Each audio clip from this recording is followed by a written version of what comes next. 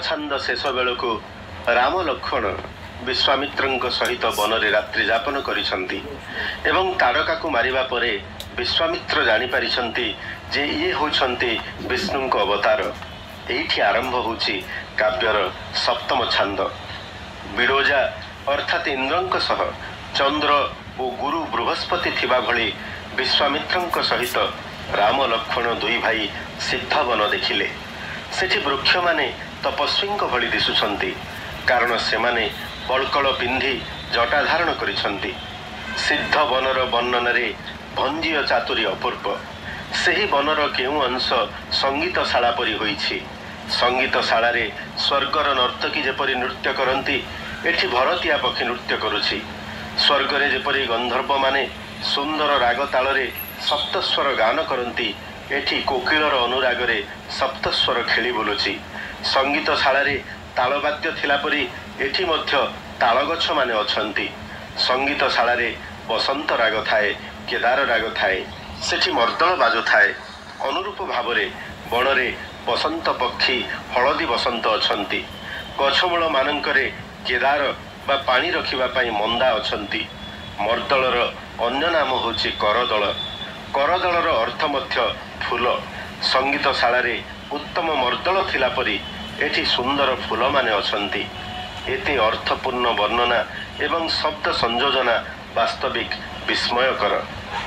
One बुली सारी विश्वामित्रंक मठरे रघुसुत राम लक्ष्मण विश्राम कले।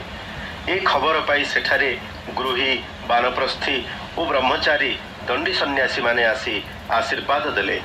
विभिन्न रुचिकर भोजन रे विश्वामित्र सेमानंकु संतुष्ट कराई रातिर जह्न आलुअरे आश्रम अगणारे बसाइले।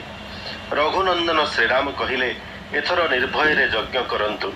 एक कथा सुनी ऋषि आनंद मनरे यज्ञ आरंभ कले। विधिहोत्र बा अग्नि और तांक प्रिया स्वाहांक नाद शोभिला।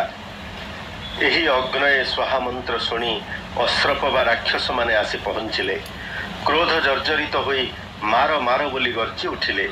ए चित्कार सुनी राम लक्ष्मण लता गहलु बाहरिले।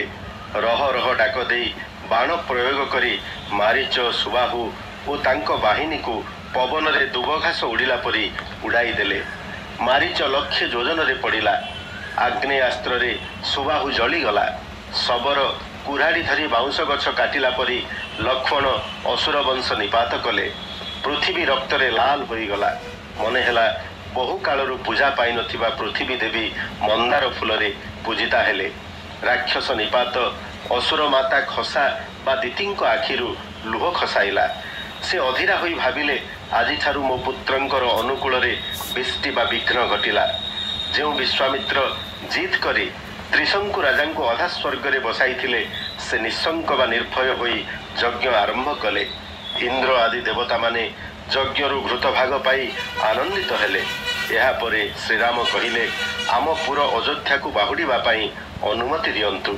विश्वामित्र कहिले विराट काम्यक वन को थरे बुली जिबा। एहा कही मुनि विश्वामित्र बेनी जुबा राम लक्ष्मण को घेनी काम्यक वन भ्रमण उद्देश्य रे बाहरिले।